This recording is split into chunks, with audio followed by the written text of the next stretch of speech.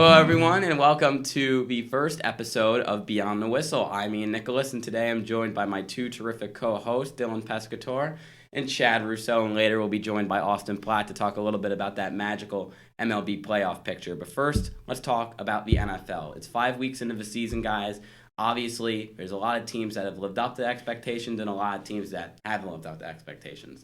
Let's talk about some of the bigger surprises of the year. I'll kick it off with the Buffalo Bills. Buffalo, they've been 4-1 to start the year, and a lot of people are like, they haven't played many big teams. But I think the biggest game for them has been that one loss to New England. They've been the only team that can give New England a challenge. Do you think this 4-1 record, do you think they can keep up the wins? Is this a sustainable effort for the Bills? Well, definitely, and that Patriots game was pretty big, and that Josh Allen concussion in the fourth quarter definitely hurt them in that game. But I would say it was this week against the Titans. Beating the Titans on the road, the Titans are no easy team. They beat the Colts earlier this year, who beat the Chiefs, actually. So the Bills beating the Titans on the road was big for them. I'm not sure if they can keep it up. They do play an easier division with the Dolphins and the Jets, but they do have another game against the Patriots. So I'd say they're right on that brink of the wild card. Ian, I would have to say I have no faith in the Bills actually this year. After watching Josh Allen play against the Patriots, I couldn't see any true talent there. He had no decision making. You're telling me a guy who can run like a 4.7 and has arguably the biggest arm in the league has no talent? Did you see the 2 interceptions he threw? Look, Double he's coverage, still triple extremely coverage. raw, but that doesn't mean he can't make plays, even though he's had a rough start to the year. I think he needs some more talent to surround him. And considering they just traded away one of their receivers, Zay Jones, for a 5th-round pick, I think it might be hard for him to continue this year. They do have the CFL's leading receiver from last year in Duke Williams, so that's a Breakout star. Had that game-winning touchdown. John Brown's been great for them this year. He's been one of the best deep threats in the league. Frank Gore's still playing football, and he's actually pretty good. So who knows? And that defense is the 3rd best in the league right now. There's players at every level that can make plays. One of the best safety tandems in the league. But what about you guys outside of the Bills? Dylan? I had Oakland as my surprise team. Before the season, everyone, they watch Hard Knocks. They see the Antonio Brown, fiasco with him celebrating how he was, quote, free, and how he was running outside his house crazy before he went to New England, and then, that happened. But Oakland has been my surprise team. Everyone had them down as, after Antonio Brown left, they're like, oh, this team's going to be terrible. This team won't win. John Gruden's a terrible coach. That contract was terrible. They gave him 10 years for $100 million, which is unheard of for coaches in the NFL. And I really think that he should be praised for this year. After one of their best wide receivers, Antonio Brown, leaving, he still got that team motivated to go 3-2 so far. And they've beat some pretty good teams. I'll go over the Bears later. But they did beat the Bears this week, which is no easy feat. In London, which is hard for both teams. Definitely in. Derek Carr has played much, much better. And, that team has really surprised me so far. I think they can really keep it up and keep it competitive in the AFC West with the Chiefs. Yeah, they have Carr. Pro Football Focus says he's one of the top 10 quarterbacks in the league, and even though the numbers don't jump off the page, he's been really efficient. And Chad, I know you're a Raiders fan. You probably watch him on a weekly basis. What do you see different from this team from last year to this year, especially with the play calling in Gruden? I think it would have to really be the run game. This year they have probably the number 1 ranked rookie in the NFL according to PFF, which is Josh Jacobs. He was able to get his first 100-plus yard rushing game against the Bears last week. And 2 touchdowns against that great defense. Which is definitely no easy task. To put up 100 yards against a defense like that, you have to be really good. Absolutely. And that also speaks a lot to the offensive line this year. They were able to rebuild them, and now they can actually block and hold blocks for Derek Carr so he can get the ball off, and so they can also run the ball. I love this Darren Waller guy. He's a former receiver. No one knows who he is. He's their starting tight end replacing Jared Cook. He's been one of the best tight ends in the league because he's a mismatch nightmare. And let's talk about, a different team on the Western Coast. Chad, who is your biggest surprise of the year so far? Well, we're going to keep it in the Bay Area, and I'm going to say the San Francisco 49ers are my surprise team this year. They're 2nd in scoring this year with 31.8 points, which is really just incredible. That's numbers that the Chiefs were kind of putting up last year. Yeah.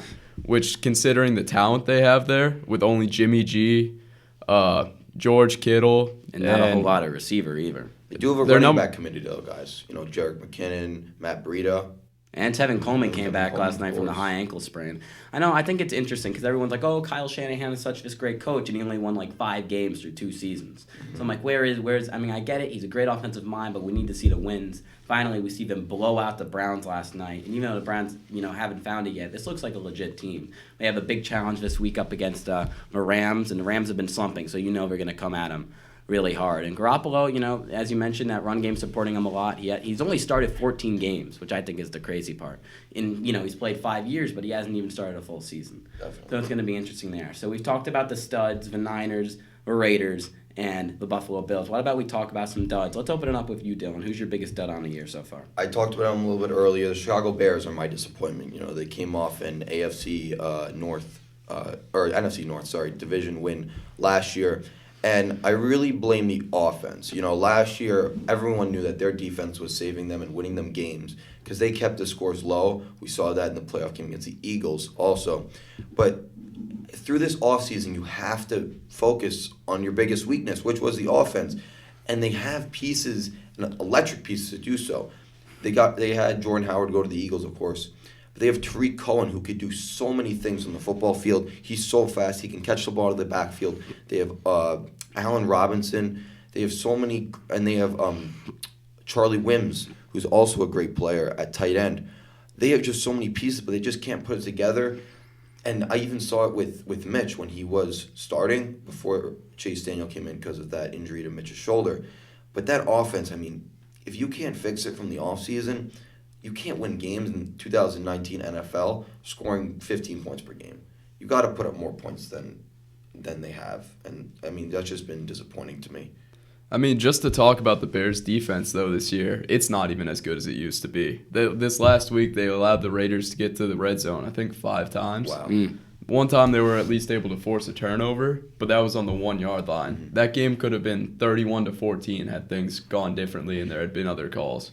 Well, the Bears' defense, last week, obviously, they didn't do well against your Raiders, but, they can't do a whole lot when this offense isn't providing for them. Chase Daniels isn't the guy who's going to push the ball down the field, and Trubisky has really struggled. He looks like a rookie still. He's missing a lot of reads. He doesn't look very good. Mm-hmm. So the defense is doing the best they can. They shut down Rodgers in week 1, only scored 3 points offensively. And then the second week, I know it's Denver, but they kept them in the game for most of the game and got them that win. Thanks to that Eddie Pinheiro field goal. Definitely. And I kind of compare it to a starting pitcher in baseball, kind of like Jacob deGrom last year, how he was doing all he can to prevent the other team from scoring, but his offense wouldn't show up and provide runs for him. So he can't do anything. The defense is on the field almost more than half the game because Chase Daniel can't extend drives.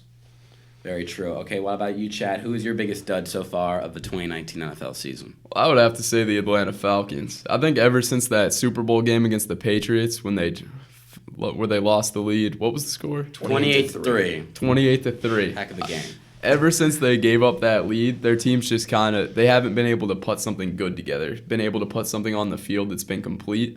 Like that year, they had a solid defense, not a great defense, but the best offense in the NFL. And now, just looking at their stats, they still have an excellent offense. They get 117 first downs over the course of 5 games, but their defense is terrible. They have the 31st worst defense in the NFL for scoring, which is just horrendous. And then, honestly, they can't force a turnover. They've only been able to have 2 interceptions all year, and both of those have come from Desmond Trufant. Very true. It's hard because you think that team has so much talent, one of the best offensive players in football, and Julio Jones, great quarterback. The defense gets those 2 guys back, but Keanu Neal now out again, one of the most talented defensive players in football. Deion Jones can't do it all by himself. That's why it's the second worst defense in the league so far this year. But I've been a Chargers fan for so long, even though I'm a Giants fan, unfortunately. But the Chargers, year after year, you always think they could make that run. And people are like, oh, Phillip Rivers, oh, he's better than Eli Manning because he puts up better stats. He's been better in games. But he's never been in a Super Bowl. And during the regular season, he hasn't looked great this year. Austin Eckler's been great, but they haven't been able to get the run game going. Melvin Gordon's back, so hopefully that changes. But it's lost to the Denver Broncos at home. And that really, against a winless team, they just wanted him more, frankly. That's what people said. And I don't get it. Joey Bosa, they have Casey Hayward. They have all, at every position, Keenan Allen, every position where you need a star player, really outside of left tackle, they have it. And they have a great coaching staff. All 3 of their coordinators and their head coach, obviously, and Anthony Lynn, have head coaching experience. Ken Wisenhunt, Gus Bradley, the former Jaguars coach. So I don't understand why this team is just 2-3. They play the Pittsburgh Steelers this week in Devlin Hodges. So hopefully they can get a win against a guy who's never started a game. If they don't care, then you got to go into panic mode. Mm-hmm. All right, so we talked about the studs and the duds, and obviously big studs and duds also impact people in fantasy football, especially for you, Dylan, because you haven't won a game in our league. But let's talk about some of the guys. Sore subject. Let's talk about some of the guys who have been the biggest studs so far in fantasy. And obviously, we know guys like Christian McCaffrey or Alvin Kamara. You drafted them second and third. They're obviously going to be studs. We're talking about players who necessarily weren't drafted extremely high. So I think I'm going to kick this off. Chris Godwin is a guy I was big on. He's been the best receiver in football this year, fantasy football-wise, averaging 24 points a game. He's a touchdown machine. Oh, yeah, I drafted him in the 5th round. So no one really knew about him heading in the year on a weak Tampa Bay team who's actually been not bad at all this year. And he's been really good. He's really taken over number 1 right now for Mike Evans, who's struggling. No, definitely. And I those players have been great, especially Chris Godwin in that Buccaneers offense, which has been kind of hampered by injuries. But also Jameis Winston has broken out just a little bit. But from my experiences, from my losing experiences so far, I have had some players score some points. So Austin Hooper was one for me. We talked about the Falcons' defense being bad, but that offense hasn't been that bad. You know, it's been above average. Austin Hooper has really broken out this year with defenses focusing on Julio Jones and Mohamed Sanu. So Hooper, he's really like going through those seam routes. And they're finding him right down the middle. That's his cup of tea, and they're just finding him. He scored a touchdown last week. He's 2 straight weeks with a touchdown, and he's really been breaking out. I wanted to go on the defensive side of the ball now for another fantasy pick. The Patriots' defense has really, really been great. Mm-hmm. Their schedule has been a little bit easy, but that Patriots defense is way better than any years I've seen before, especially with Jamie Collins breaking out. He had another fumble recovery last week, but that defense is it's great. They allow very little points. I mean, the only points that I've seen that other teams scored, I think they allowed 1 offensive touchdown all year, was kick returns and pick sixes. So that defense has really been just like shut down, kind of like the Bears last year. And you're going to want to keep the Patriots in your starting lineup this week defensively. They play the Giants, who are a little bit banged up. Barkley and Shepard probably won't play. Rookie quarterback up in Foxborough. They're going to probably put up a ton of points for the fantasy team. What about you, Chad? Who's a guy who has really paid dividends as a sleeper pick this year? Well, I came into the season not thinking much about the Jaguars, but then after watching with Gardner Minshew in there at quarterback, I just got to say, the one player that's really impressed me has been his primary target so far this year, DJ Chark. He's been able to put up 15-plus points a game almost consistently all season. And you would think he'd be losing targets to D.D. Westbrook, but it hasn't been the case so far this year. Gardner Minshew really likes him as his number 1 target. I mean, he's got everything you want in a receiver. He's 6'4", he runs a 4.3, he's averaging 18 yards a catch, 485 yards, 5 touchdowns. You know, at the beginning of the year, people didn't think it'd be sustainable, but at this point, he's the number 1 option for quarterback who looks really good right now, Gardner Minshew. So I think you got to keep him in your lineup. So obviously, you got your studs in real life and your studs in fantasy. What about some duds in fantasy? Who do you think hasn't been too hot so far this year? My dud in fantasy would have to be DeAndre Hopkins this year. Ooh. He's had some good games, don't get me wrong. But he hasn't been the player you drafted in the game. Yeah, he had a 20-plus point game in the beginning of the season, and then I think recently he had a 12-point game. But in between that time, it's been single digits. And for a player you draft with a first-round pick, that's just not the production you want from him. Absolutely. I wanted to point out Robert Woods from the Rams. You know, they have 3 wide receivers there, top-of-the-line wide receivers, Brandon Cooks, Cooper Kupp, and Robert Woods. Yeah. And it just feels like I watch every game, it's like every pass goes to Cooper Kupp or Brandon Cooks. And Brandon Cooks is a great tool to use, out of the backfield. He runs jet sweeps sometimes. He's very fast. Mm-hmm. Cooper Kupp is kind of like a slot receiver, kind of like a Wes Welker back in the day. But Robert Woods, I drafted him in the 3rd round, and, he really hasn't really shown up. He had 1 week over 10 points, but every other week has been under 10. That's not really what you're expecting from a number 1 wide receiver like Robert Woods. I also wanted to point out Aaron Rodgers. That run game has really shown up for the Packers, especially last week with Aaron Jones, just beasting all over the Cowboys defense. But Aaron Rodgers, it's supposed to be his MVP, comeback player of the year kind of year. And he hasn't really shown up in the passing game yet. No, not at all. That Eagles game was a shine of hope. every other game he's really been below average, and this week was no other. He scored only 9.8 points. Well, Rodgers is the great example of, usually he's great in fantasy, and he's great in real life as well. He's been good this year. He's winning games, but they don't need him to be Aaron Rodgers this year. The defense has 2 great new pass rushers they got in free agency. The defense all around looks terrific. Aaron Jones had a breakout game. They don't need Aaron Rodgers to, chuck 9 Hail Marys in the game to win games anymore. Definitely. And I drafted him in a lot of leagues, so that's definitely disappointing. I don't say you should cut him just yet. But if you have 2 quarterbacks on the roster, stick with Rodgers. But if he doesn't produce in the next few weeks, I'm fine with cutting him loose, to be honest. Because at this point, they don't need him to play, to that superstar level. Sadly, that's not an option for me because I also had Ben Roethlisberger.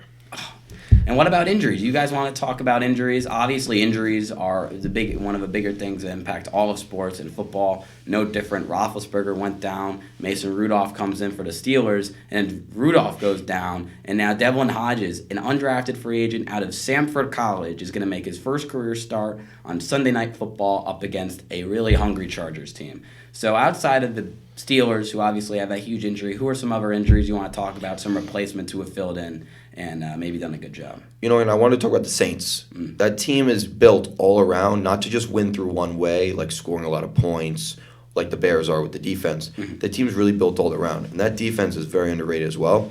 Drew Brees goes down with a hand injury, and Teddy Bridgewater comes in. I've been a huge Teddy Bridgewater ever since his Vikings days. The Vikings let him go, which I felt was the wrong move by them, and the Jets picked him up when he sat behind Darnold and McCown.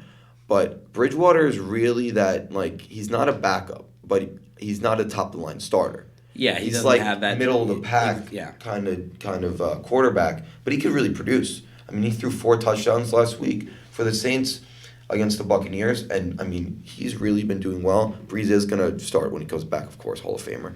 But Bridgewater is really a great, more than just a Band-Aid to hold over until Brees comes back. He's really been producing for the Saints.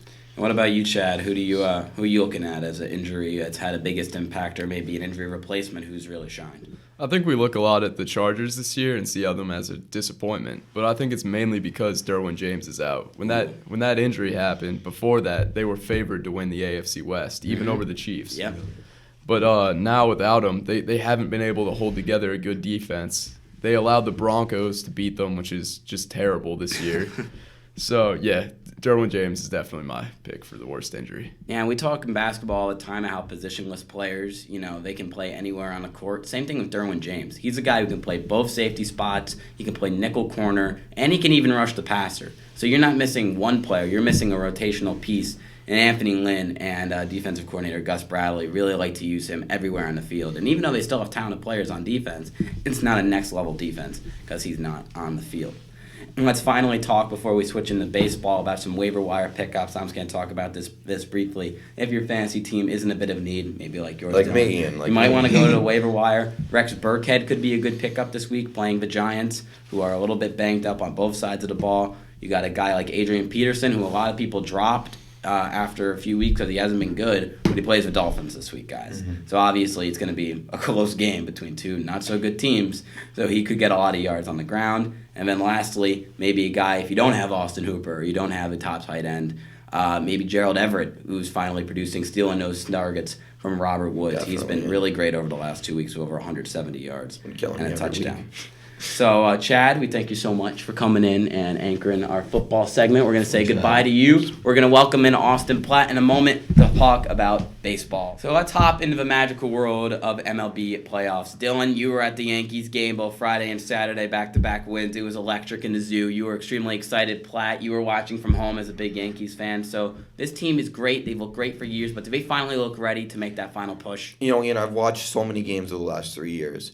And that 2017 run to the ALCS Game 7 was special, and 2018 was a disappointment last year. But this team is way, way better than any other team I've watched in the playoffs in the last 3 years. The lineup is deep. Every single hitter can have a special night, like last night with Gleyber Torres, 6-hitter, 22 years old, Ian. He's 22. He's playing in the playoffs in Minnesota. He goes deep last night, and he has 2 doubles. That guy is amazing. Just everyone in that lineup can beat you. It's not like the pitchers have a rest at the bottom of the order with the 7, 8, 9 hitters. You have a 314 hitter in Gio Urshela, batting ninth for the Yankees. That's amazing. This lineup's crazy. The pitching has been, a little bit, not shaky, but it's been okay. But I mean, it's against the Twins, a team that relies on the home run a lot. We'll really see how this pitching is against the winner of the Astros and Rays series. Platt, how do you think that Astros-Rays series been? The Rays, they had a big win yesterday behind Charlie Morton and that offense against Zach Greinke, who's really struggled. Maybe that 3 aces situation really isn't 3, it's more like 2. Yeah, definitely. The Rays are a very underrated team. I think they're one of the better teams in the American League. The way Kevin Cash has managed this Rays team down south, unbelievable with the opener and their pitching. Their pitching is good as well. I mean, obviously they went through Oakland in the wild card game. They have Glasnow, Snell, and Morton, who we saw last night dominate his former team, the Astros. This team is very good. The first 2 games in Houston, they were right with them. It was like 0-0 through the 4th or 5th inning, and that's against Verlander and Cole, the top 2 in the Cy Young. This Rays team is very good. Their lineup is decent. It's not great. The Astros is better, but they're going to hang in there, and I think they're going to make this very, very close. So really quickly, sorry to cut you off, Dylan. You think they can make the comeback even though they're down? I mean, they can make it. I don't think they will, but they have what it takes. Their pitching is good, but the Astros is just better. I think the Astros take care of business. I think today, Game 4 is a huge game. Tonight at 7, Verlander on 3 days rest. He's never done that before, and they're doing it in Tampa against a bullpen situation with the Rays because Glasnow was on a pitch limit. And that bullpen's really been lights out for the Rays, maybe not in the series, but the season as a whole. Nick Anderson, Diego Castillo, and just Emilio Pagan, just great players. And if the Rays win today, I have them winning Game 5, and that could, if it goes to a Game 5, that could really mess up the Astros rotation if they move on to the ALCS. Now moving on to the NLCS, the Dodgers and the Nats. The Nats had a huge win last night, forcing a Game 5. Ryan Zimmerman capping off, 3-run bomb when they were up 2-1 to make it 5-1, put that game out of reach. Scherzer had a great start, 7 innings of 1-run baseball. He got through the first after a home run by Turner, and then just shut down the Dodgers for 6 innings. Game 5 is Wednesday. Steven Strasburg on the mound against Walker Buehler. And Austin, I'm not going to say this now. I'm going to confirm it. The Nationals will get past the hump this year. They're going to go into L.A. behind Steven Strasburg, and they're going to get rid of those playoff disappointments, and they're going to win Game 5. Yeah, the Nationals I think definitely matched up the best against the Dodgers if you look in this National League, and yeah they've played to it, winning Game 4 last night, and yeah definitely Steven Strasburg has what it takes. Walker Buehler is obviously very young but very powerful, but yeah they have a chance to win, and I mean I wouldn't be surprised if the Nationals come away with a dub. And finally, that last NL matchup, we got Braves, Cardinals, another great series, both tied up at 2 apiece. Austin, who do you think has the edge there for the rest of the series? I actually think it's the Cardinals. Jack Flaherty, he has been unbelievable in the month of September. ERA under 1, that is unreal. He could win the NL Cy Young very easily, and that's very deep too. You got Hyun-Jin Ryu as well in that mix. But yeah, I mean, they have Braves have Mike Foltynewicz. He's been okay. The Braves pitching has been okay this year, but if Jack Flaherty is the Jack Flaherty we've known recently, the Cardinals I think are going to come away with a win, and you could see 2 upsets in the National League. I actually disagree with you, Austin. I think the Braves pull this one out. Foltynewicz, first playoff start ever in Game 2 in Atlanta, and now he gets Game 5. He went 7 scoreless last time. And I think he's going to do something similar. The Braves and Cardinals, they both really don't depend on that bullpen. NL bullpens have been very shaky, especially the Cardinals and the Braves. Cardinals in Game 3, Carlos Martinez blowing that lead. But I really think the starters are going to dominate this game, which goes against 2019 baseball. But I think the Braves win this one, unlike Austin's opinion. I think the Braves win this one. They move on, and my pick is them against the Nationals. Quick World Series prediction. As you know, I'm gonna pull it out now. All right. I really think the Yankees get over the hump this year. The team's special, and I have Yankees against the Braves. What about you, Austin? Same or different? No, I think the Astros are just a better team. Those 3 pitchers, I mean, they did it in 2017. I think they'll do it again this year. Even though it could get shaken up by the Rays, I think it's the Astros, and I actually think it will be the Dodgers. I think it's a rematch from the 2017 year, and I think it's the same result. The Astros, once again, hoist the trophy. Well, that's a wrap. I don't want to be caught by the bell here, so we're going to wrap this up before the whistle blows. Thank you so much, Dylan. Thank you so much, Austin. Thank you so much, Chad, who's no longer with us right now. And that's it. So when we see you next, we'll see maybe your prediction comes true for the World Series. Maybe the football disappointments come back, and we'll give you a little bit of an NBA preview. I've been Ian Nicholas. Thanks so much for watching.